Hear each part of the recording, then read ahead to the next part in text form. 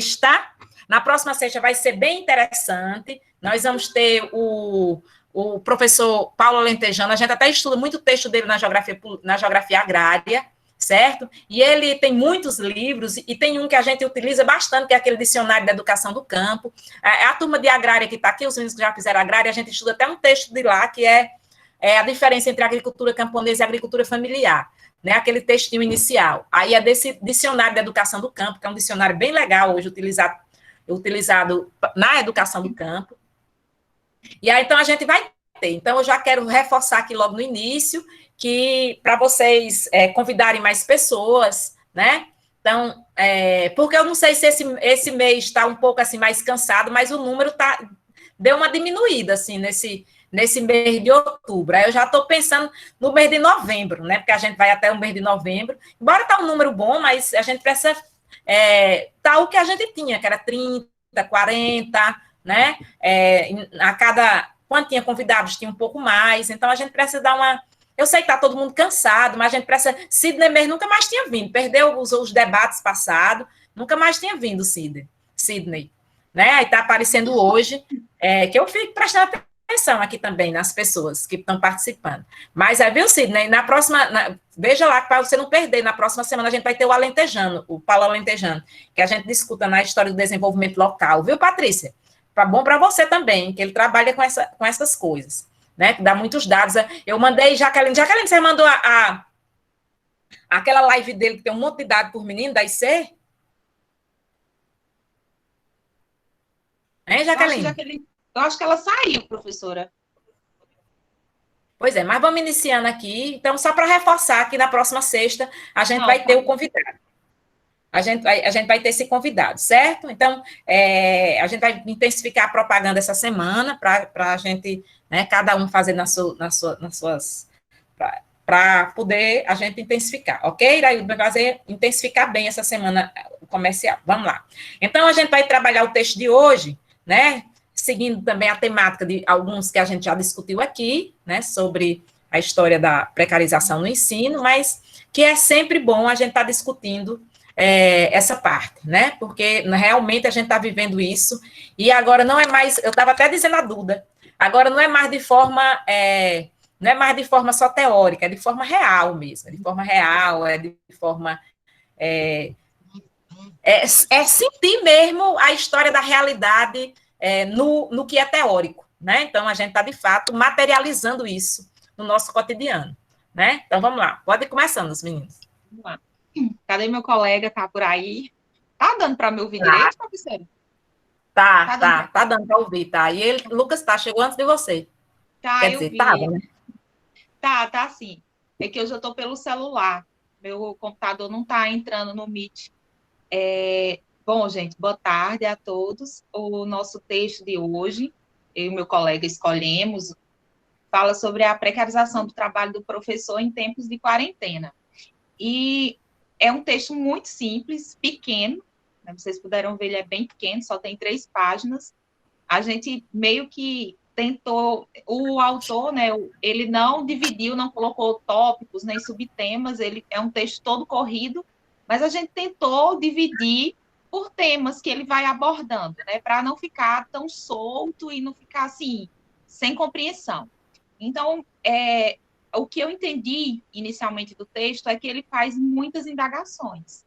Antes de qualquer coisa, ele faz muitas indagações. É um texto que ele faz mais questionamentos do que constatações. Até porque, para todos os professores, a gente já sabe que a gente passa por tudo isso. E com a pandemia, o mais interessante que eu achei também é que ele não vem falar, explicar como está sendo o trabalho do professor na pandemia, não, ele não frisa isso. Ah, são horas de trabalho, que aí. Não, ele não fala sobre isso, mas ele vem trazer assim, colocar em cada professor como será o nosso trabalho após a pandemia. Então, inicialmente, ele pergunta, né, como é que vai ficar o calendário de 2020? Como vai acontecer esse calendário? E aí, em um dos textos que a Monique e Karina apresentaram, acho que foi o penúltimo texto delas, elas falaram, trouxeram o parecer do Comitê Nacional da Educação, que traz algumas diretrizes de como vai ficar o calendário de 2020. E aí, lá nesse parecer, diz que o calendário de 2021 ele já está comprometido. O calendário escolar de 2021 está comprometido e, possivelmente, o de 2022 também já esteja comprometido. Até porque ninguém sabe como vai ficar. Veio uma portaria em junho, mais ou menos para dizer como seria, como as escolas deveriam proceder, mas a gente já passou da metade, hoje é 16 de outubro, e não tem previsão para voltar. Apesar de os estados e municípios eles terem autonomia para legislar, para estabelecer as regras de como e quando vai voltar o ensino, como alguns estados já voltaram, né? São Paulo, foi Rio de Janeiro já voltou, né? A educação, as escolas particulares, mas eles precisam seguir o parecer do Comitê Nacional da Educação. E aí, ele traz o Conselho Nacional da Educação, e aí ele traz algumas orientações, que é, por exemplo, aula aos sábados, no contraturno e nos períodos de férias. E aí o autor faz um questionamento. Como é que a gente sabe que a realidade do professor no nosso país é trabalhar em 2 ou 3 escolas? Como é que esse professor que trabalha em 2 ou 3 escolas vai repor aulas no contraturno, nos sábados e nas férias? Como vai ficar as férias? A gente vai ter férias? Porque durante a pandemia está todo mundo trabalhando. Se no período das aulas vai trabalhar, então o professor não vai ter férias.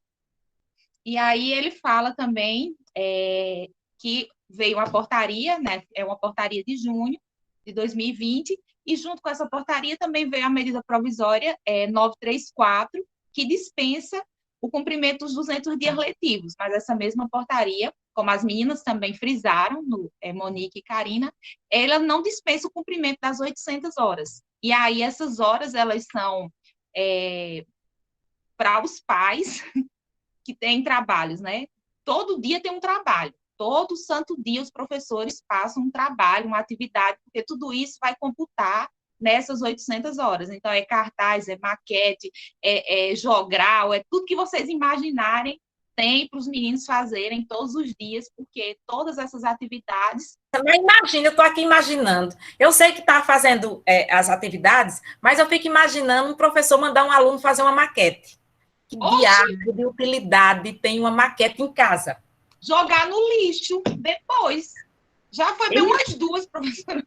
Isso eu já tinha discutido há muito tempo com Conceição, que essa minha colega está lá no Auxiliador agora, né? Mas e quando era presencial, porque a escola também mandava o aluno trazer, depois empilhava lá nos cantos da escola, dentro dos cubículos da escola e jogava fora. Não tem sentido a maquete para jogar fora. Não tem sentido. Você pedir um aluno para fazer um trabalho daquele, fazer uma exposição, certo? Fazer uma feira, e depois já botar em um determinado espaço na escola por um tempo, né? Mas pedir, depois, não, pode levar para casa, joga fora.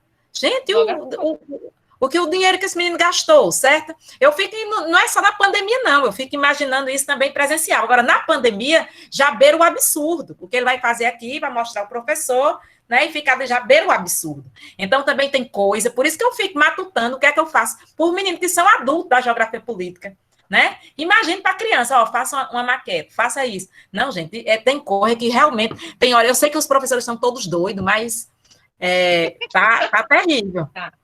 Tá, e aí, e realmente, eu fiquei pensando nisso, que eles têm que desesperar para ter essas atividades para computar essas 800 horas para não ser necessário entrar nas férias, ou enfim, o que é que o professor vai fazer? O professor trabalha em 3 escolas. Como é que ele vai dar conta de pagar essas aulas no contraturno? Não vai ter como. Não tem. E aí, como é que esse professor vai ficar? E aí, o Conselho Nacional da Educação, ele aponta também as mazelas que os alunos e professores, eles vão ter com as escolas fechadas, com a educação remota, que não era a nossa realidade, né? A gente não tinha isso na educação básica. A educação superior existia já, né? Essa modalidade EAD, que é muito discutida, em questão de qualidade, né, de nível de aprendizado, mas na educação básica isso não existiu, não é nossa realidade. E levando em consideração que a educação, que o aprendizado, ele é um processo, então ele aponta que vai sim haver muitos retrocessos educacionais e de aprendizagem, vão ter danos estruturais e sociais, tanto para os estudantes quanto para as famílias de baixa renda, e aponta também o estresse familiar e até o aumento da violência doméstica. E a evasão, vai aumentar ainda mais a evasão escolar. E, juntando tudo isso, as dificuldades dos professores conseguir se manter quando voltar, se vai voltar esse ano, que ninguém sabe, né? Quando voltar, como vai pagar, como vai fazer tudo isso. E ele também questiona o fato de todas as discussões que são feitas, como vai fechar o calendário de 2020, nunca levam em conta o que os professores pensam e nem os alunos. Então, para o debate, nunca é chamado nem professor e nem aluno. E aí ele vem, no segundo parágrafo, ele questiona a EAD. Ele é bem claro, ele fala, o ensino EAD, ele abrange todo mundo? Ele é para todos?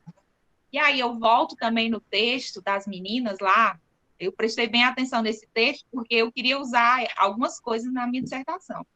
E aí Monique disse que 66% das crianças e adolescentes entre 9 e 17 anos aqui no Brasil não têm acesso à internet em casa. Então, a gente sabe que a EAD, ela não é para todo mundo, né? A EAD, ela é muito restrita, não vai abranger todo mundo. E aí, esse modelo, ele vai cada vez mais acentuar as desigualdades educacionais, as desigualdades entre as pessoas, o acesso e a desigualdade. E aí, o autor, ele fala que a gente não sabe exatamente o que está mais perdido ou o que está mais complicado no nosso país quando se trata de ministérios. Se é o do meio ambiente, se é da saúde ou até mesmo da educação. Né? Só para vocês terem ideia, do governo Bolsonaro, nesses 2 anos, não fechou nem 2 anos ainda, né? Nós já tivemos 3 ministros, estamos no 3º ministro. Foi o Ricardo Vélez, foi o primeiro que ficou de 1º de janeiro até o dia 8 de abril. Depois veio o Abraham Weintraub, que foi de 9 de abril até 19 de junho desse ano. Depois ficou vago de junho até 16 de julho, e agora tem o Milton Ribeiro, que entrou em 16 de julho. E aí ele fala, num período como esse, em que a educação, ela foi muito atingida, né? Totalmente atingida. A gente não tem um ministério totalmente comprometido com a causa e não sabe a quem recorrer. A verdade é essa. Esse último ministro agora, ele parece ser mais ou menos que os outros, né? Ele parece ser mais consciente, ele parece ser mais, não sei, mais entendido, mas ele parece ser menos pior que os outros 2 últimos. E aí ele cita que os trabalhadores da educação, eles vêm sofrendo com cortes, com exclusão de direitos desde o governo Temer. Então, desde que Temer entrou, veio lá a PEC da morte, foi conhecida como a PEC da morte, que foi a Emenda Constitucional 95 de 2016, que congelou os gastos públicos por 20 anos. Então, desde 2016, a educação e os trabalhadores da educação, eles vêm sofrendo muito. Então, não é algo de hoje, de agora, da pandemia, de março para cá. Então, é algo que já vem, como a professora disse aí, só materializou. E aí eu estava analisando tudo isso, e vendo algumas propagandas da internet, e propagandas da televisão mesmo, que mostram o professor como sendo assim, tem inclusive uma que é do Futura. A gente tem um canal fechado do Futura, e aí mostra o professor como é o camaleão, né? Que é aquele que se transforma em várias coisas, se adapta. E aí tem o camaleão, e diz que o professor, ele é como um camaleão, que ele vai se adaptando a várias coisas e a vários momentos. E aí, outra propaganda também do Futura, junto com o Itaú, e aí ele mostra, falando que nesse momento de pandemia, de quarentena, das escolas fechadas, os professores eles precisam ter resiliência social. Aí eu fiquei pensando, né? Mas como assim? Resiliência social para lutar pelos seus alunos, para lutar pelo bem da sociedade, enfim. Aí eu pesquisei, né, o que é o significado de resiliência. A resiliência é a capacidade de se recobrar facilmente ou se adaptar à má sorte ou à mudança. Então, eu lembro muito bem, esse barulho não é meu, não. Lucas, o teu microfone tá ligado. Eita, a professora saiu sem querer. Eita, nós. E agora? Ela volta? Volta. Acho que ela foi ligar o microfone e apertou no botão de sair. Faz igual meus alunos, quando eu saio que cai, eles fazem a festa. Ficam falando depois. Ei, vamos embora! Não, assim, o meu filho fala, ei, vamos embora! Professora, como tava? É assim. Ô, gente. Minha gente, será que ela sabe voltar? Ah, já voltou, já. Já voltou? Professora? Aê! Eu apertei o coisinha aqui do telefone. Que eu ia dizer que era Lucas que estava. Ah, então, e aí eu fiquei pensando nessa tal dessa resiliência social que o professor tem que ter, que tem que se adaptar à má sorte e às mudanças. E aí eu lembrei da disciplina lá do mestrado de educação, que a professora falava, né? Por que ser professor é um sacerdócio? Que negócio é esse que vocês ficam falando, repetindo o que os outros falam, que é um sacerdócio, que a gente sofre, que é um sofrimento, que a gente não pode repetir isso. E realmente, por que a gente tem que ser um camaleão nesse momento? Porque a nossa profissão ela tem que ser um camaleão e para a gente ter inclusive o autor fala isso, mas por que a gente tem que ser um camaleão para a gente levar a má sorte do mundo todo nas nossas costas? E realmente, e aí, vocês acham o quê, minha gente? Vocês acham que o professor tem que ser um camaleão? É porque essa história da resiliência, Andressa, é também muito no sentido da adaptação, é a história da submissão, certo? Então, é a história da missão, é a história do sacerdócio, então é a história, vamos dizer assim, da vocação, certo? Tudo isso é muito, vamos dizer assim, tudo isso é muito junto, não se separa, porque, assim, é como se você se adaptasse, você tem que se adaptar sempre a cada situação sem questionar, entende? Então, sem questionar por que eu estou dessa forma. Tudo bem que agora a gente está vivendo uma pandemia que não nos cabe, como eu estava dizendo no grupo passado com Duda, como é que a gente vai para a luta de classe, por exemplo? Né? Então, como é que a gente vai travar essa luta de classe? Né? Não tem como a gente ir para as ruas. Então, a gente está no momento da pandemia. Mas nem por isso a gente tem que fazer as adaptações, porque, por exemplo, aceitar tudo que vem, as instituições estão botando para o professor, ele vai fazendo. Não é isso. Não, por exemplo, a gente teve que fazer um bocado de curso, realmente é uma situação nova, você agora tem que fazer isso. A gente tem um bocado de curso, mas nem por isso agora, não, eu vou continuar nessa. Não, a nossa luta, e aí o Ricardo Antunes fala muito bem disso, a nossa luta precisa ser para a permanência do ensino presencial de qualidade.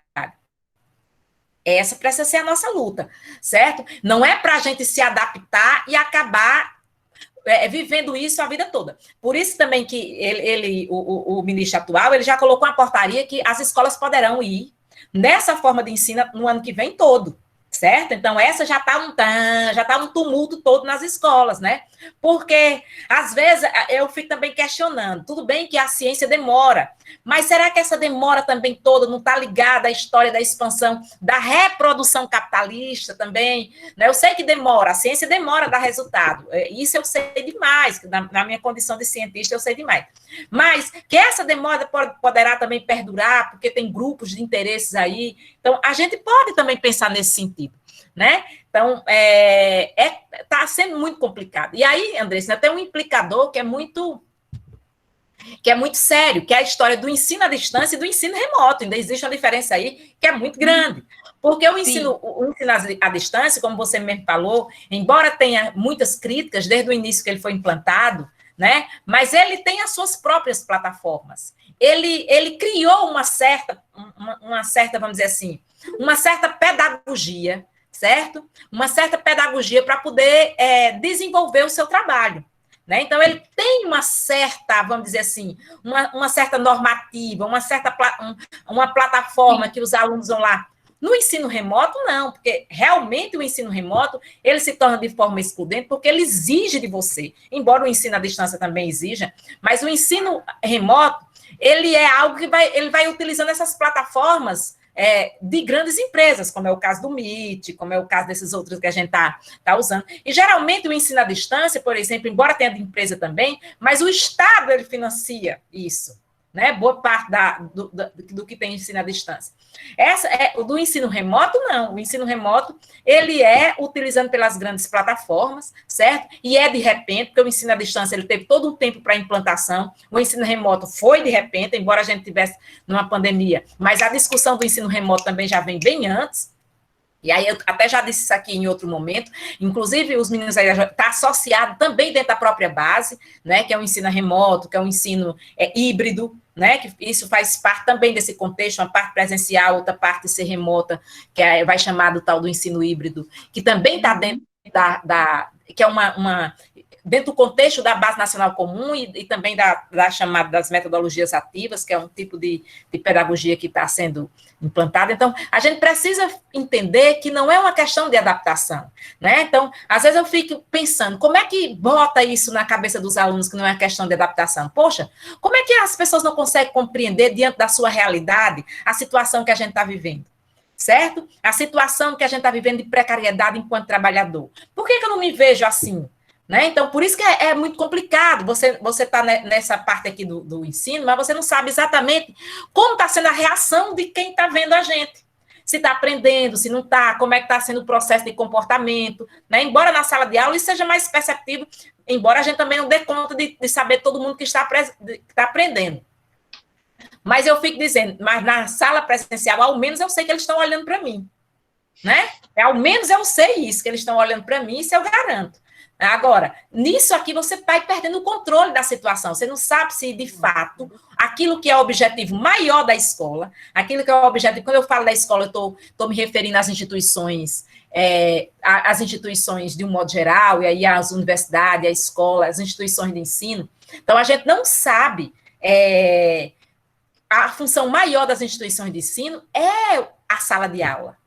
Então, quando se perceber isso dentro de uma instituição de ensino, que a importância maior dela é a sala de aula, logicamente, que quando eu falo na sala de aula, tudo tem que comungar para a sala de aula. Eu não estou minimizando a função do gestor, não estou minimizando a função de quem limpa a escola, não estou minimizando a função do porteiro, porque tudo isso tem que ser um conjunto para que a sala de aula funcione bem e de qualidade.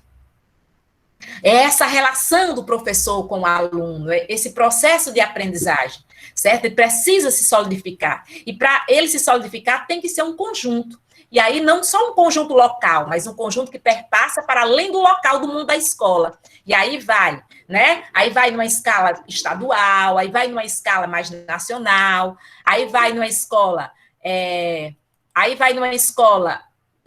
mais, ou vai numa escala mais global, certo? Então, a gente precisa entender isso. O ponto de partida para a gente precisa ser sempre o estudo. Isso Duda colocava no grupo passado, eu achei interessante quando a Patrícia vai perguntar. Eu acho que não vi Patrícia por aqui hoje, por falar nela, né? Patrícia Rayano. Quando Patrícia vai perguntar a história da luta de classe, então o que é que a gente tem que fazer agora nesse momento? E aí, por isso que eu estava no início conversando com o Érica, que tem que participar de tudo, né? Ultimamente, estudar, é essa a nossa função, né? Qual é a arma que a gente tem maior? Estudar, mas não é estudar porque eu vou arrumar um grande emprego, não, mas estudar para eu entender a sociedade, para eu tentar interferir nela, entende? Não é só porque eu estou estudando, porque eu vou arrumar um emprego, comprar uma casa, comprar um carro, comprar os objetos de consumo. Isso é consequência. Isso é consequência.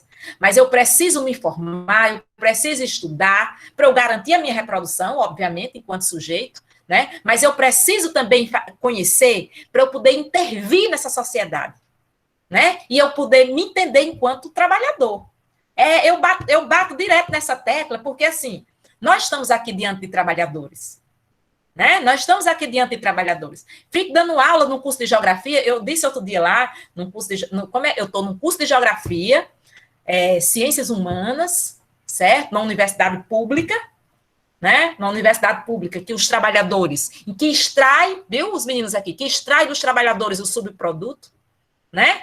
E na verdade, portanto, nós não estamos numa aula de autoajuda, porque se eu quiser uma aula de autoajuda, eu vou para uma sessão de autoajuda, eu vou para a igreja, certo? Portanto, não é uma aula de autoajuda, né? E essa fala eu aprendi com o Ricardo Antunes, viu? Então, quando a gente chega nas palestras de Ricardo Antunes, a primeira coisa que ele diz é, quem está falando aqui é o Ricardo Antunes, portanto, aqui não é um espaço de autoajuda. Né? Ele é bem claro no falar, ele já inicia falando assim, eu aprendi isso com ele, eu disse, gostei, vou usar isso, quando o negócio apertar, eu também vou dizer isso também. E olha, quando o Ricardo Antunes vai, né, eu já fui 2 vezes nas palestras dele, né, é o povo sentado no chão, porque de tão lotado que tá, né, sentado no chão, sentado quase em cima dele. Eu disse outro dia, na última que a gente estava, Duda estava, daqui a pouco vão sentar na cabeça do homem, porque não tem mais lugar para ninguém sentar. Eu sei, esse povo também é demais, não cabe mais, não entra, né? Então é assim, mas eu também compreendo, porque você quer ver, né? Eu disse, aí só mudando um pouquinho, porque quando o Mesaros veio para Salvador, e olha, se eu não tivesse ido, eu tinha me arrependido, porque Mesaros morreu tem 2 anos e pouco, 3, parece. Eu não ia ter a oportunidade mais de ver Mesaros. Então, Mesaros vinha sempre aqui no Brasil, em várias capitais, né? Lançar os livros dele, pela Boitempo, enfim. E aí ele veio em Salvador. Aí Leandro, vamos, Leandro, a gente precisa ver Mesaros, não é possível que Mesaros está aqui tão pertinho, a gente não vai. A gente se organizou para ir ver, né? Quando nós chegamos lá, logicamente, Mesaros não fala português, né, minha gente? Né? Então, Mesaros não fala português. E aí, a fila para pegar os fones para tradução rodava a UFBA. Dava 300 voltas. Eita, nos lascamos, a gente não vai conseguir pegar esses fones, não. E aí, não vai adiantar, que a gente vai entender nada do que ele vai dizer, né? Aí, mas a gente foi para a fila. Isso é querer ver uma pessoa que você acredita. Nós fomos para a fila, pegamos a fila, conseguimos pegar o fone, a gente tinha chegado cedo, conseguimos pegar o fone. Menina, a fila rodava, aquele auditório da UFBA. Né? Conseguimos pegar o fone, entramos, mas teve um monte de gente que não conseguiu, mas mesmo assim o povo estava lá. Disse, não é possível que esse povo todo sabe falar inglês, esse povo todo que está aí sem fone. Eu ainda ficava olhando para trás, não é possível. Mas era gente naquele auditório da UFBA, que por cima, por tudo quanto era canto, vocês não imaginam que tinha gente naquela auditório da UFBA. Se fosse hoje na pandemia, nem podia encostar nos outros, quase que sentando no colo dos outros. Né? Então, essa é a importância, porque, poxa, um cara como ele, aposentado, que fica escrevendo essas coisas, né? Dessas análises que ele está fazendo hoje, que encanta todo mundo, que os livros esgotam num minuto, não é possível. E não é autoajuda, né? Então, é esse ponto que a gente precisa conhecer e para entender o processo da sociedade. Então, a gente precisa estudar, e aí, as histórias do consumo é uma consequência, lógico, eu preciso me reproduzir como sujeito, eu tenho que comer, eu tenho que ter uma casa, eu tenho que chegar, às vezes, nos lugares mais rápido, às vezes eu preciso ter carro, certo? Para poder chegar. Então, o professor, ele precisa ter um carro. Não é um luxo. Como é que chega num monte de escola, né? Como é que chega num monte de escola de repente? Por exemplo, eu vou de 1 hora para a escola modelo, dou a aula lá, até 1h50.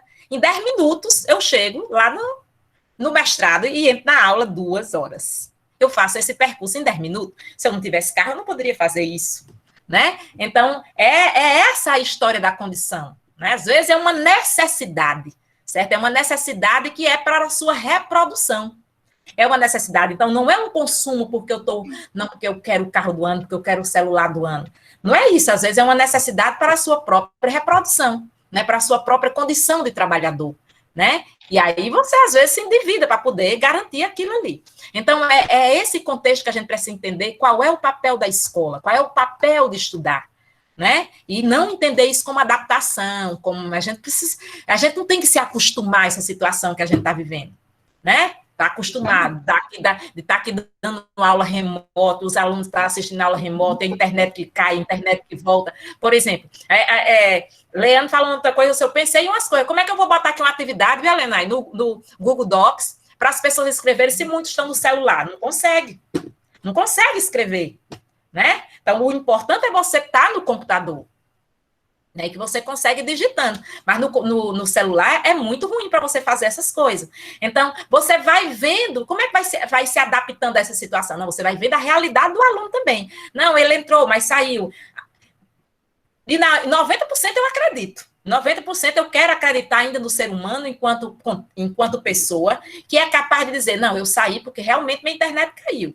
Né? Mas sei exatamente de uns que não, a internet caiu. Tem gente agora que bota desculpa nisso o tempo todo. Não, a internet não estava boa, a internet caiu, né? Também não pode ser assim. A gente utilizar de uma coisa para esconder as nossas irrealidades, né? Mas assim, a internet que cai, aluno que entra. Então, a internet dele está caindo. Ele não pega o raciocínio. Né? Eu compreendo que a internet dele está caindo, então ele entra, sai. Ele não pega o raciocínio, ele perde o raciocínio. E até mesmo o próprio fluxo da casa, não é? Criança, pai, mãe, cachorro, enfim, o próprio fluxo da casa atrapalha. Exatamente. Maiara está aí, Maiara é um horror, É o menino que entra dentro do quarto, ela sai daqui, menino, aí esquece de desligar o microfone, né? Então, tem a própria dinâmica da casa, porque o trabalho agora é dentro da sua casa, por isso que a gente está se sentindo cansado. Né? Então, trabalha dentro agora da sua própria casa. Então, você não tem mais a casa, agora é a casa e o seu próprio trabalho. Né? Então, é essa complicação que a gente precisa entender. Por isso, precarização. Por isso, a precarização. Então, a minha casa já não é mais o meu espaço do descanso, já não é o meu espaço mais da reprodução, enquanto sujeito. Né? Mas é a reprodução do capital. A minha casa virou a reprodução do capital. Certo? Sim. Então, o tempo da minha casa não é mais o tempo que é meu, é um tempo que é do capital, certo? Ok? Então, é o tempo que é do capital. Então, é isso que a gente precisa compreender nesse processo, né? Então, por aí que a gente precisa entender as coisas. A professora falou muito em Ricardo Antunes, e o autor, ele fala exatamente nesse ponto sobre Ricardo Antunes, e ele explica, ele cita aqui no texto, no 8º parágrafo, ele fala sobre as classificações que promovem a precarização do trabalho docente, o trabalho do professor.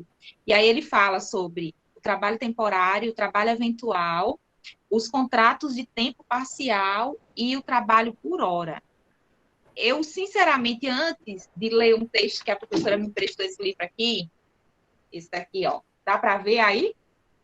Nesse livro, ele tem um artigo, a professora mandou eu ler para escrever na dissertação, que fala sobre o trabalho eventual. Eu não conseguia compreender como um professor poderia trabalhar de forma eventual. Mas aí aqui nesse livro tem uma professora explica que acontece em São Paulo. Eu acho que aqui na nossa região, Petrolina, Juazeiro, eu nunca ouvi falar que aconteça. Tem. Deixa eu explicar, professora. Deixa eu explicar esse negócio desse eventual aqui, que eu fiquei horrorizada. Quando eu li, eu achei o Reda bom. Eu disse, nossa, o Reda é até bonzinho. Gente, o trabalho eventual, ele é assim, o professor, ele vai para a escola, os professores vão para a escola, e... Deixa eu recusar uma ligação aqui, oh, meu Deus. Oh, meu Deus. Os professores vão para a escola. Porque o celular, é isso mesmo, o celular porque se o aluno tem computador, o computador é melhor para ele aprender. Então, o celular não é recomendado, porque vem ligação, vem WhatsApp. Não é que no computador também não tem o WhatsApp, mas você pode desativar e estar ali ligado, né? Então, mas o celular não dá. Literalmente, para mim, é uma experiência que não está dando certo, que não deu certo. Não. E outra coisa, eu peguei o celular hoje porque o marido tem um seminário para apresentar agora, por isso que eu não peguei o notebook dele. Ele tem um seminário para apresentar às 6h30 do mestrado dele lá, e aí não deu, eu tive que ficar com esse celular. Mas, enfim, o trabalho eventual, a escritora, que é a autora, ela faz uma crítica que em São Paulo, professores vão para as escolas e esperar que algum professor falte.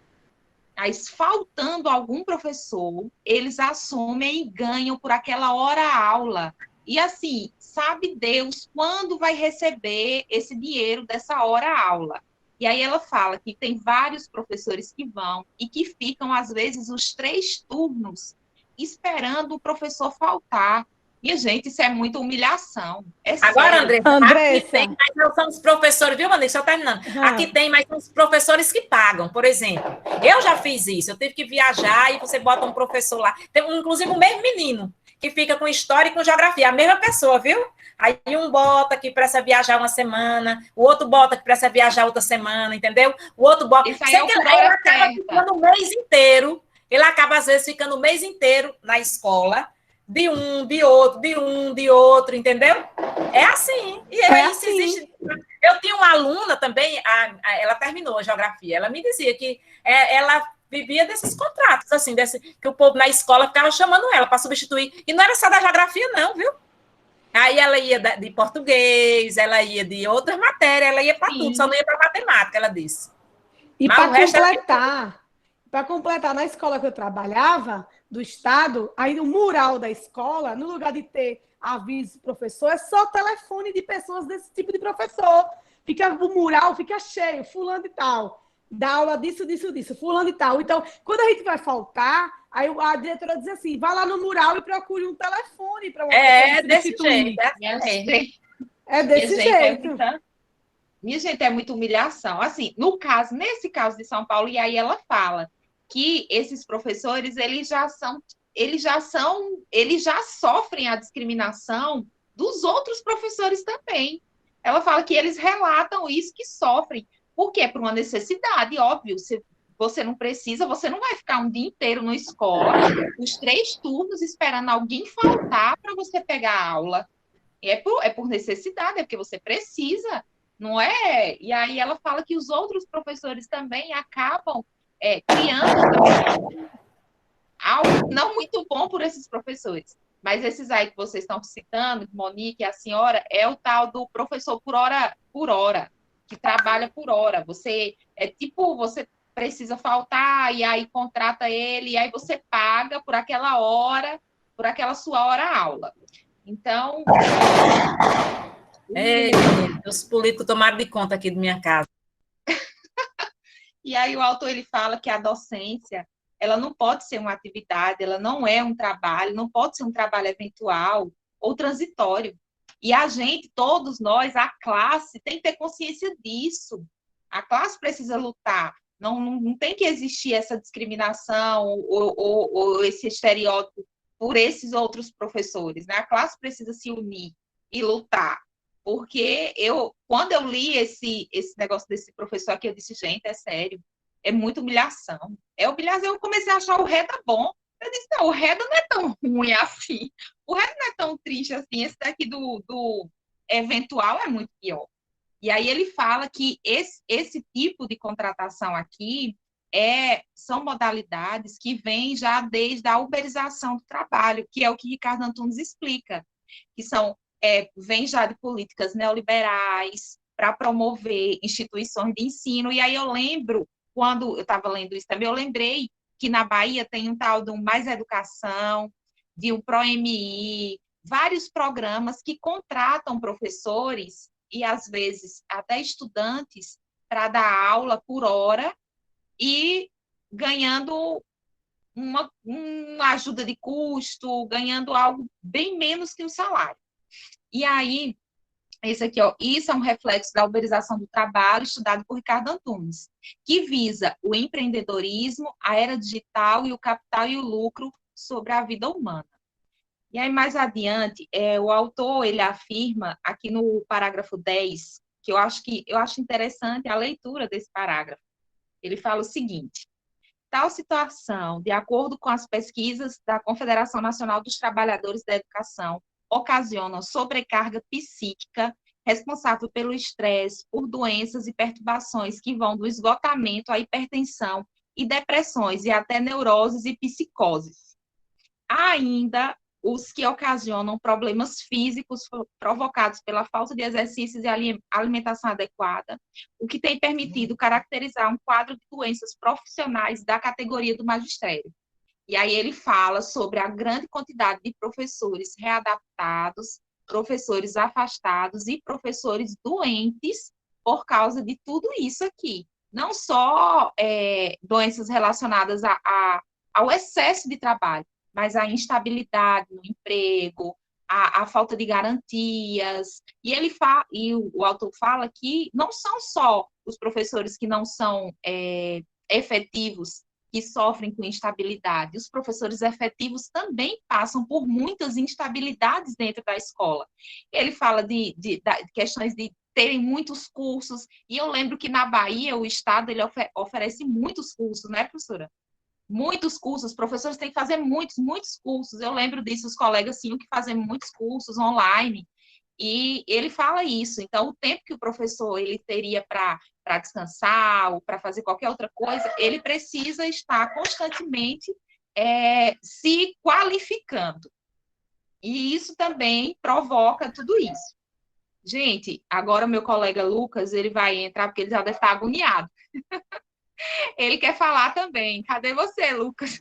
Por falar nessa história do ensino remoto, eu vendo aqui o barulho, parece que, viu, Saulo, o povo aqui de Juazeiro que tá aqui, parece que Paulo Bonfim está aqui na praça, né? E aí eu vi também que um texto, alguém postou aí, não sei se foi no Facebook, para as pessoas nos barulhos respeitarem, porque tem agora, como as pessoas estão trabalhando em casa, né? Então, como é que vai dar vai dar conta de trabalho em casa agora com esses políticos rodando? E olha que a praça é bem longe daqui, mas a coisa tá feia, viu? Porque a zoada tá grande. É porque eu já fechei a janela ali para ver se diminui mais o barulho. Agora, daqui até o dia 15, minha filha, assim, as aulas na emoção dos fogos, viu, Helenay?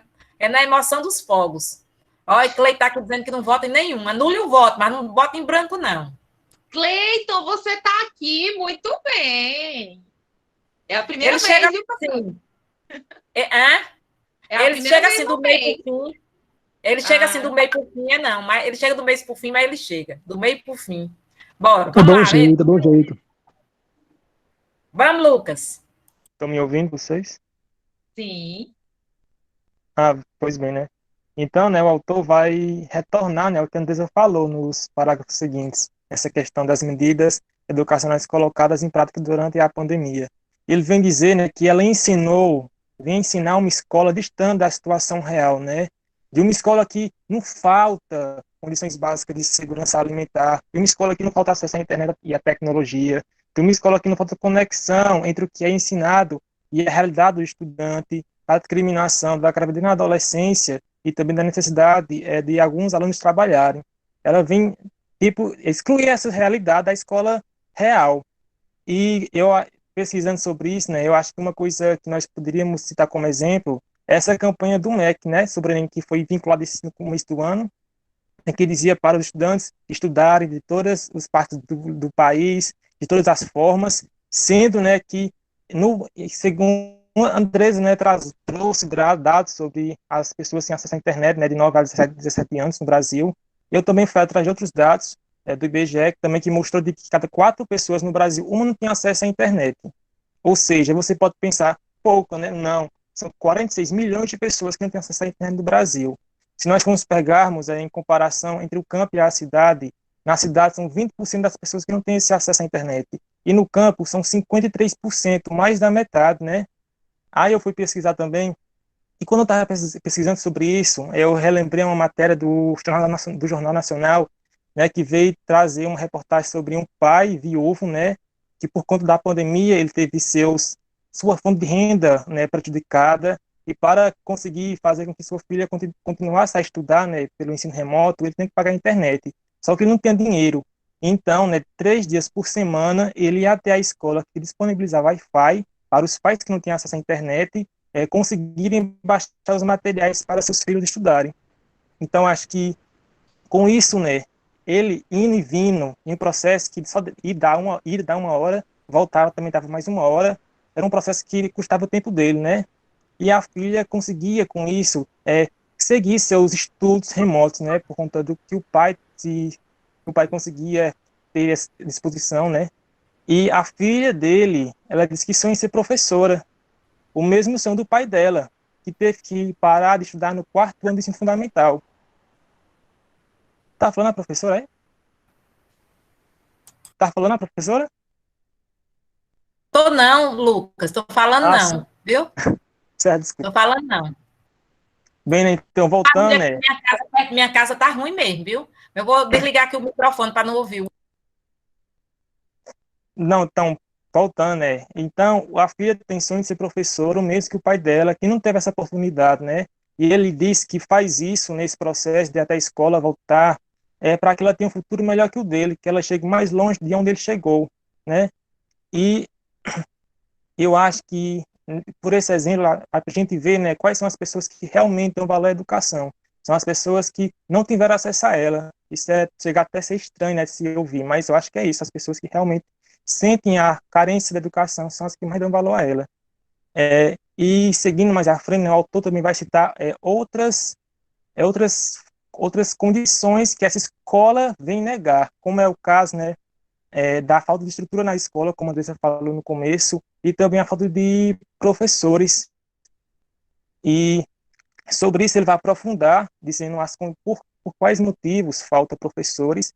Um deles, né, é as doenças que a Andressa disse aí. Também a falta que alguns professores eles se afastam definitivamente ou permanentemente para executar cargos administrativos, sem contar, né, o baixo salário também, que é um fato crucial nisso, e alguns professores que se aposentam mais cedo. E eu também fui atrás de outros dados a respeito disso, né, dessa falta de professores, só que dessa vez fui buscar dados porque falta professores, porque algumas pessoas elas não querem seguir essa profissão. Então, segundo os dados da Corporação de Desenvolvimento Econômico, que é a OCDE, né, ela fez uma pesquisa em 2018 e nela mostrava que entre os alunos de 15 anos, apenas 2,5 queriam seguir essa carreira profissional. Essa mesma pesquisa, feita agora 10 anos atrás, em 2008, da pesquisa realizada recentemente, mostrava que 7,5 queriam. Já era um número bem baixo, né? E agora, em 2018, mais baixo ainda, uma redução de 300% em comparação com 2018, né? Então é isso, eu acho que a educação ela está bem precarizada, isso vem de tempos, né? E ele vem falar mais, né? Sem contar a questão um deles também já falou isso, né, das aulas remotas, digitais, o quanto os professores se sentem, veem uma realidade que até então eles não tinham, que eles nem imaginavam, porque eles que eram nas escolas eram tidos como apenas cumpridores de tarefa, que não tinham autoridade intelectual. Esses professores tiveram que lidar com a situação mais recente. E eu fui atrás de outros dados também a respeito disso, né? Dessa vez, de uma pesquisa feita entre um grupo de estudo da Universidade Federal de Minas Gerais, com apoio da Confederação Nacional dos Trabalhadores em Educação, feita nesse período de junho desse ano, que contou com a resposta de mais de 15 mil professores. Nessa pesquisa, eles vieram apontar que 89% dos entrevistados não tinham experiência anterior à pandemia para dar aulas remotas e que 42% seguiam sem ter esses treinamentos e que treinavam por conta própria. Essa mesma pesquisa foi apresentar outros dados também a respeito, em que dizia que 82% dos docentes disseram que as horas de trabalho aumentaram, 84% afirmaram que o envolvimento dos alunos diminuiu um pouco ou drasticamente nesse período de pandemia, 80% deles afirmaram que a principal dificuldade dos estudantes é a falta de acesso à internet e aos computadores, 74% relataram que os estudantes têm dificuldade em serem apoiados por familiares 53% apontaram a falta de motivos, para eles estudarem nesse período de pandemia, e 38% afirmaram que os alunos não sabiam nem usar os recursos tecnológicos. E a respeito do estado emocional dos professores, essa pesquisa também foi se abranger nesse ponto, né? Ela apontou que 69% dos professores declaram em temer insegurança ou não saberem como será o retorno à normalidade. E 50 deles, a metade, relataram ter medo em relação ao futuro. Mas enquanto, né, que para algumas pessoas essa pandemia só dá dor de cabeça, né, como os professores, para algumas, como as corporações e as fundações que participam no processo de elaboração da BNCC, no ensino fundamental e médio, trouxe novas possibilidades para ampliar os seus mercados. E a respeito desse novo cenário, né, da pós-pandemia, o autor vem apontar um comentário do principal responsável do PISA, né, que é o Programa Internacional de Avaliação de Alunos, o Andrés Teixeira. Eu acho que é esse o nome dele, né? Ele vai dizer que ele falou que os professores terão que mudar seu jeito de ensinar depois da quarentena e que em um cenário de grave crise econômica e crise correspondente, a educação remota será crucial, e termina falando que os professores deveriam se esforçar um pouco mais, né? E quando você ouve ele falar isso, né, você até se sente revoltado. Para uma pessoa que pensa isso, né, pena que não é só ele que pensa isso, né, várias pessoas têm esse pensamento dele, que acham que os professores estão em casa sem fazer nada.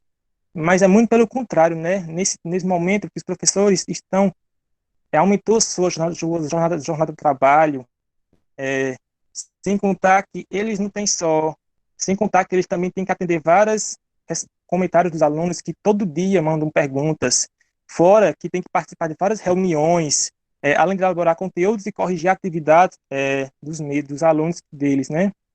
Mas ao invés de apoiar e de reconhecer o empenho dos professores nesse momento, o Andrés Jances, ele vem dizer que os professores têm que se empenhar um pouco mais. Tem que se camuflar, não, tem que se adaptar, tem que ter a resiliência. Mas é interessante isso que Lucas falou, porque o autor ele faz 3 questionamentos, ele faz 3 perguntas, já caminhando para o fim do texto, ele faz 3 perguntas. Ele diz, como exigir de um profissional que perdeu a capacidade de pensar e refletir? E aí ele fala desses professores que estão só trabalhando, sem parar, dando aula, gravando aula, enfim. Lucas, está ligado seu microfone. Tá. E aí a segunda pergunta que ele faz, ele diz, como é que a gente pode transformar aulas presenciais para aulas em aulas remotas? Não tem como, não tem o contato, a brincadeira, às vezes até uma brincadeira que a gente faz na sala de aula, o olho a olho, ele fala, não tem como. E aí ele cita, para terminar, como as medidas governamentais enfrentadas na pandemia, elas vêm procurando manter os contratos precários sem garantias trabalhistas. E aí eu vi que em Salvador, o prefeito lá, ele já deve ter readmitido todo mundo, né, porque ele quer que o candidato dele ganhe, mas o ACM Neto, ele demitiu todos os redas do município, demitiu todo mundo, porque na educação, os que estavam lá na educação infantil, nas creches e tudo, porque não tem como reabrir as creches, não tem como o povo voltar, e ele foi e demitiu todo mundo de uma hora para outra. No estado, não, o estado está mantendo todos os redas, mas o município, ele demitiu todo mundo, porque não sabe quando as escolas vão voltar, e a educação infantil lá do prezinho, né, enfim, não sabe nem se vai voltar, quando, então ele demitiu todo mundo. E o povo estava maior polêmica no jornal do meio-dia, revoltados com isso, mas a própria legislação do REDA diz que se não houver necessidade, esse professor será demitido. É a legislação. Fala isso, não tem necessidade, você vai ser demitido. Então ele fala, como é que a gente vai vai pegar esse professor que virou uma máquina de dar aulas, de gravar aulas, para ele pensar e refletir a situação que ele está vivendo. E aí ele fala sobre o que a gente... os 2 últimos parágrafos dele, ele fala que é que a gente tem que fazer? O que é que a gente tem que pensar? Primeiro, ele diz que o ensino híbrido, que foi o que a professora Áurea falou lá no início, a gente não deve aceitar o ensino híbrido. Ele fala, será, ele diz, né, será que o ensino remoto não vai se transformar em EAD? Ele fala justamente isso. Será que o ensino remoto ele não vai se transformar em EAD, que é um desejo antigo? Então, será que depois da pandemia vai acabar realmente o ensino remoto? Todo mundo vai voltar de forma integral para as salas de aulas? Ou será que vai virar um ensino híbrido? E aí, como é que o professor ele vai se adaptar a esse ensino híbrido? Como é que vai ser? E ele diz que a gente não tem que aceitar. Ele é bem claro, tem que lutar contra essa modalidade. Então, ele diz, ó, todas as medidas adotadas durante a pandemia serão realmente temporárias? Será que tudo isso vai ser temporário? Então, todas as medidas já adotadas, ele afirma, serão destrutivas para a vida dos professores. Então, tudo isso ele vai acarretar. E ele fala isso, que esse professor que virou uma máquina de gravar aula, de pensar em atividades, enfim, tudo isso vai ser destrutivo para esses professores. Então, o que é que todos nós temos que fazer? Estabelecer estratégias contra a redução de salários, contra essas medidas, todas essas medidas do período de pandemia, para defender os direitos, defender que hajam concursos públicos e defender o investimento nas escolas públicas e também na educação, e lutar contra o ensino híbrido, principalmente na educação fundamental, no ensino fundamental, educação básica. Sim, professora, eu vi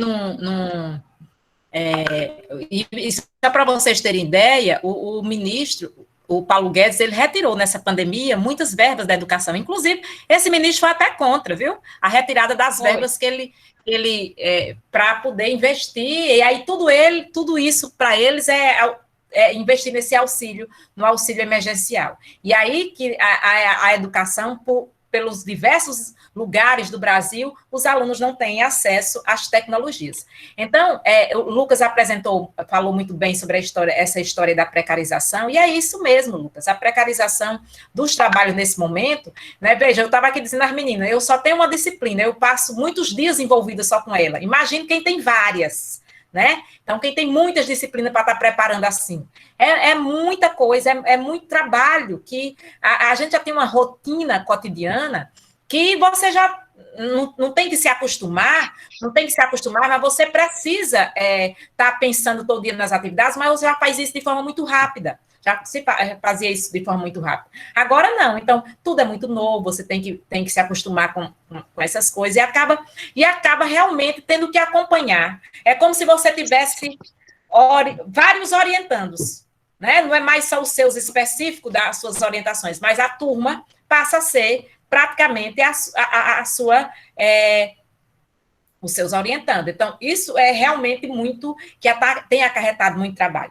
Então, por isso que é preciso a gente pensar realmente no que é que nós queremos, certo? No que é que nós queremos, e não deixar que essa educação que já não é de qualidade, e que ela piore ainda mais, que ela exclua ainda mais o trabalhador, os filhos dos trabalhadores, do direito a chegar na sala de aula, certo? Que ela exclua ainda mais, né? Porque ele também, a família dele está desempregada, ele também tem que estar se virando, né? Então, a família dele também está lá no auxílio emergencial, que agora diminuiu, né? E aí, como é que fica a situação? E ele está sem ir na escola, porque a escola, como diz Paulo Freire, é um espaço, é um lugar de gente, certo? A escola é o lugar do encontro. E aí, Jaqueline, o Eduardo Donizete vai dizendo assim, a escola às 9 horas, porque ele diz que 9 horas é tudo dentro da escola, que é o momento do recreio, que é o momento que os alunos vão se encontrar, que é o momento que os alunos vão bater papo, que é o momento, certo? E aí, de repente, agora você chega nessa escola, tá o portão trancado, tá tudo trancado. Que escola é essa? Né? Então, a escola não funciona sem aluno, precisa ter esse parâmetro. Também sem professor, mas a essência da escola, que é a sala de aula, certo? Então, a gente precisa ter realmente, e a gente, a partir do estudo, do debate, ter sempre essa convicção de que nós não podemos nos adaptar às coisas. A gente tem que estar aqui, é um momento. E aí eu pego essa palavra também de Ricardo Antunes, é uma excepcionalidade. Mas a gente não pode colocar a excepcionalidade em uma coisa eterna. Certo? A gente não pode colocar a coisa da excepcionalidade no eterno. A gente tem medo que isso realmente fique. Por quê? Porque o grande capital está em cima, realmente ele está em cima. Mas é preciso, aí onde eu estou dizendo, a gente tem as condições objetivas para ir para a luta, para dizer, não, nós não queremos, certo? Nós não queremos assim. Né? A gente precisa dar uma resposta a nós mesmos enquanto trabalhadores.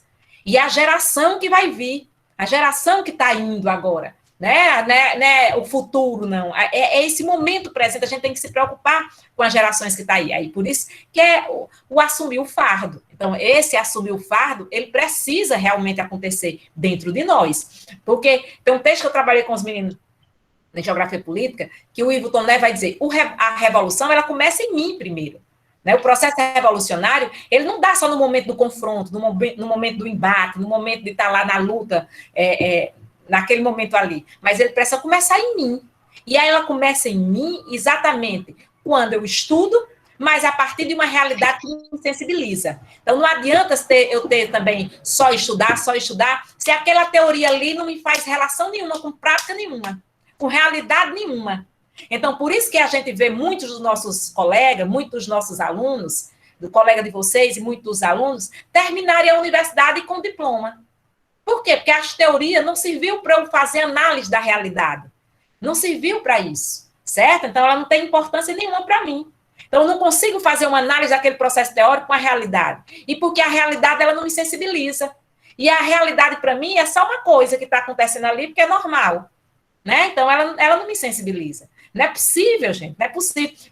Eu disse ontem na disciplina que o Rafane, que é um candidato a prefeito, os meninos devem ter visto, ele diz assim, no meu governo, eu achei isso realmente um espetáculo, né? No meu governo, todos os alunos vão estudar, vão fazer a faculdade que eles quiserem. Eu vou bancar tudo. Gente, isso é uma falácia, certo? Isso é uma falácia, isso realmente é uma indústria do espetáculo, é um espetáculo. Como assim? Ele vai garantir todos os pobres nas universidades particulares? Pode até ser, como eu disse o exemplo, pagar 5 bolsas na Uninasal, pagar 5 bolsas na FACAP, pagar 5 bolsas na Anhanguera. Aí ele vai depois no discurso diz, olha, ó, eu cumpri o que eu estou dizendo, mas só que ele está dizendo todos, né? Quando eu boto 5 bolsas na Uninasal, eu estou fazendo a reprodução do capital, certo? Então, quando o Paulo Bonfim está centrando a propaganda dele agora, política, em cima da Covid, né? Porque a Covid também agora ganha deputado e faz perder deputado, né? Ele pegou e contratou os hospitais privados para poder receber doentes. Isso é reprodução do capital, porque os públicos não aguentam. Por que ele não foi criar um hospital de campanha? Né? Um hospital de campanha. Não, eu vou botar gente num particular aqui, outro no particular ali. Quer dizer, é muito dinheiro dando nesses particulares, que dava para formar um hospital de campanha. Entende? Então, realmente, gente, é a indústria do espetáculo, você fica diante da indústria do espetáculo, que não tem como a gente não fazer essa análise da realidade. Não é possível, gente. Não é possível, porque a gente está estudando e não consegue. Por isso que a Alexandrina vai dizer que a escola hoje, ela não dá conta. Foi muito boa a palestra que ela fez. A escola, ela não é ela que vai fazer esse senso crítico, ela contribui. Mas não é ela que vai fazer esse senso crítico na cabeça dos alunos, né? Não é ela que vai fazer essa revolução na cabeça dos alunos. Ela pode contribuir, mas é o mundo que esse aluno vive, né? Mas essa vivência cotidiana desse aluno que ele traz para dentro da escola, que a escola pode respeitar, pode levar isso adiante ou não, certo? Eu mesmo não aprendi a lutar dentro da universidade. Ela me aperfeiçoou, certo? Ela me aperfeiçoou. Né, a saber exatamente a opção de sociedade que eu quero. Ela me aperfeiçoou.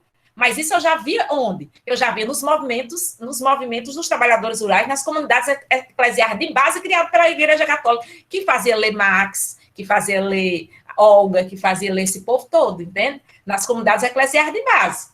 né? Então, a universidade, ela aperfeiçoou essa vivência de sociedade, essa opção clara de sociedade que você quer, né? Mas é a vivência nossa cotidiana, é o nosso dia a dia, as nossas lutas, é as nossas, certo? É as nossas vidas do cotidiano, né? Das nossas participações em grupos de jovens, de igreja, que seja, em grupos de bairro, em grupos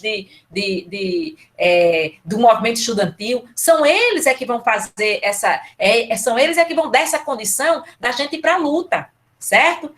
Por isso que é importante participar disso, dos sindicatos, certo? Ainda que o sindicato hoje, ultimamente, esteja todo errado, mas a gente precisa acreditar nele, né? Não pode sair dele, precisa acreditar nele enquanto instituição que fale pelos trabalhadores, né? Precisa acreditar nele, de fato, né? Então, a gente tem realmente que ver, pensar no que é que a gente quer e se solidificar, e ter cada vez mais certeza daquilo que você é, daquilo que você quer, daquilo que você quer seguir, certo? E isso a escola pode dar uma boa base. E a pandemia, ela pode dar, agora, nesse momento, muitas condições para você fazer reflexão. Embora, como o Lucas disse, tem muitos professores doentes, né? Tem muito, como a Andressa também disse, muita gente doente. Tá com muita gente doente. Ou o Lucas estava aqui dizendo no início, o outro Lucas Souza, ou está com ansiedade, ou está com depressão, ou está com... Tem muita gente com várias crises, muita gente desempregada, certo? Então, os problemas são enormes. E não é só a classe trabalhadora, Sim. não. É o mundo empresarial também, certo? Quer dizer, o empresarial grande não, os pequenos empresários, né? Porque eu digo isso porque a Conceição me disse que tem um monte de pais do Auxiliadora também que entraram num processo de falência dessas pequenas empresas, né? E o Auxiliadora não deu R$1 de desconto, viu, professora? A Auxiliadora não concedeu R$1 de desconto, não descontou nada. E aí, sabe, agora a Conceição me disse o seguinte, agora eles fizeram uma coisa, Andressa, que foi... as professoras da educação infantil, as professoras dos pequenininhos, os pais tiraram os filhos todos. Boom, quase um boom. E aí, ela disse que a escola está mantendo esses professores. Né? Ela me disse isso, talvez seja por isso. Né? A escola está mantendo todos, não demitiu nenhum. Né? Não demitiu nenhum. Então, ela me disse realmente isso, e ela fica muito atenta a essas coisas. Então, os pequenininhos não ficaram... o pai não deixou um. Não tinha condições, ele não tem como fazer remoto. Realmente não tem, né? E aí, mas a escola não demitiu nenhum professor. Professora, só para fechar, porque já acabou mesmo o texto, só para fechar aqui a ideia do autor, e retomando o que a gente falou no nosso primeiro encontro desse mês, sobre os efeitos colaterais da Covid e tudo, e aí a gente não levou em consideração o que a senhora disse que Lucas falou logo no início, os efeitos psicológicos. Exatamente. E aí ele fala que a Sociedade Brasileira de Pediatria fala o quanto as crianças e adolescentes eles estão com síndromes, com depressões, com medo da morte, e imagine quando todo mundo volta. E isso também é reflexo de estar em casa e os pais estressados, o estresse dos pais, o nervosismo dos pais passou para os filhos, afetou também os filhos. E aí, quando voltar tudo isso, como é que vai ser? Todo mundo doente, junto, enfim. Porque para os pais também não está sendo fácil, não. A Conceição me contava, né? Que os pais, tinha pais que faziam assim, ia trabalhar, deixava os filhos da escola, né? Então, aí eu vinha do trabalho, pegava o filho da escola. Aí ia trabalhar, deixava os filhos ou na banca, ou numa aula disso, ou numa aula daquilo. Sim. E, de repente, esses meninos estão em casa e esses pais têm que continuar trabalhando. Então, tiveram mais gasto para botar uma pessoa dentro de casa, para acompanhar esses meninos. Os meninos não obedecem à pessoa, certo? E aí a confusão, estresse, o pai que fica lá trabalhando, os filhos que ficam dentro de casa.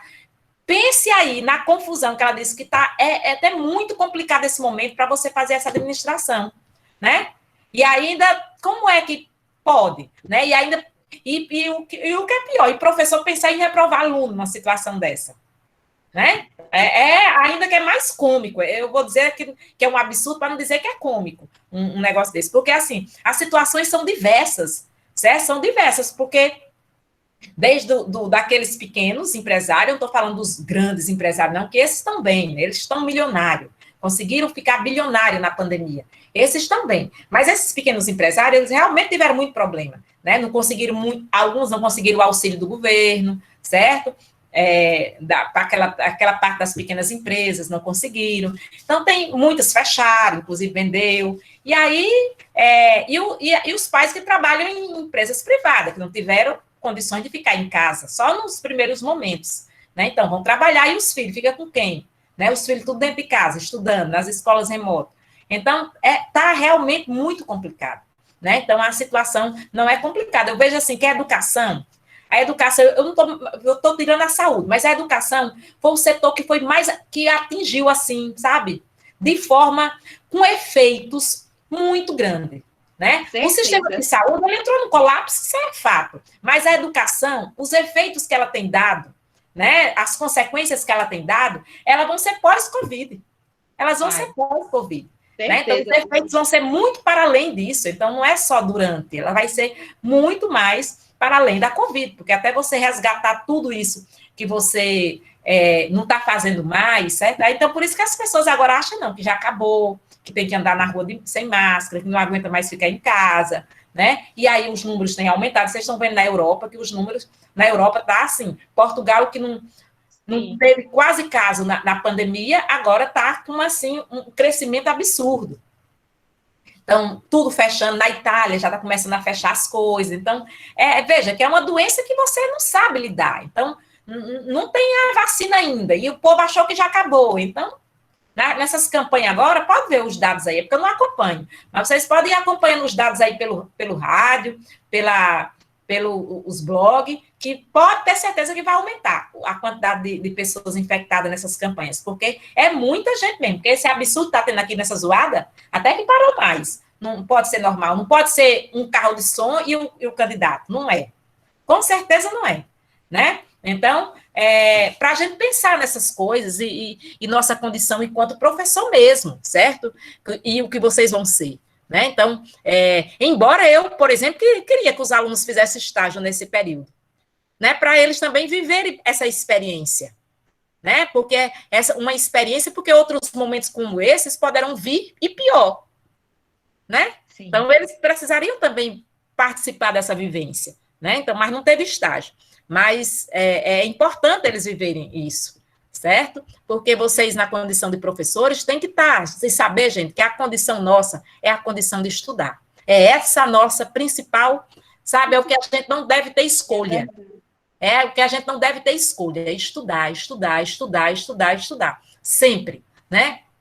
Isso é uma coisa boa? Não, né? Mas é uma coisa que nos transporta, às vezes, por exemplo, estudar, como diz a amiga minha, estudar é muito ruim, mas transporta a gente para um outro universo, e precisa dar a gente prazer também, em muitos momentos. Só é estressante, a gente tem que cumprir muitas coisas, certo? Mas precisa transportar a gente para o mundo, é o que vai dando prazer, exatamente quando você começa a entender essa sociedade que a gente está inserida para tentar modificá-la, certo? Ok? Alguém quer falar alguma coisa? Vamos lá, gente. Não, eu tô de boa. O texto foi ótimo. Lucas e Andresa falaram muito bem. Eu só parabenizar mesmo. Vocês discutiram muito bem. Não tem nem mais o que falar mais. Vamos falar mais do que, né? A gente ponderou tudo. Mas eu só queria explorar só esse negócio aí que a professora Áurea falou sobre os casos de Covid, sobre o aumento, isso se divulgarem. Porque se no começo da pandemia a subnotificação já era alta, imagine agora que corre risco de prejudicar a campanha dos prefeitos, dos vereadores. Agora que vai aumentar esses casos de subnotificação. Se divulgarem, né? No mundo todo, já começou desde a semana... Faz, acho que quase um mês que começou, a Universidade de John Hopkins, que estava responsável por notificar e divulgar os dados de Covid, está fazendo uma reanálise está revisando todos os dados e continua aumentando. Ou seja, a Johns Hopkins ainda está aumentando mais ainda o número de casos de contaminados e de mortos. Imagine quando, daqui a alguns 2 anos, quando revisarem aqui no Brasil, a quantidade que não vai ser também. Então, a subnotificação agora, nesse período eleitoral, vai aumentar muito, e muito. Então, era só isso que eu queria apontar, porque eles não vão querer ser prejudicados, né? Os prefeitos, eles vão fazer uma campanha, não, resolvemos, controlamos a pandemia, fizemos o que ninguém fez, e vai ser isso. Vai virar, como a professora, a gente já discutiu, vai ser a indústria do espetáculo. É um espetáculo, é o simulacro, é um espetáculo, certo? É muito espetáculo mesmo. Ok, gente? Mais alguém? Eu só para reforçar com vocês de novo. Obrigada, viu, Elionai? Você sempre participa, obrigada. Um pouco quieto, né? Vamos falando, gente, vamos falando. Tinha muita gente hoje, porque já saíram alguns, mas tinha muita gente. A Patrícia não está aqui, não, a Patrícia Rayana. E aí, vocês, só para reforçar aqui com as meninas, né, Gui Lucas mais Andressa fazendo muito bem a questão aqui, mas só para reforçar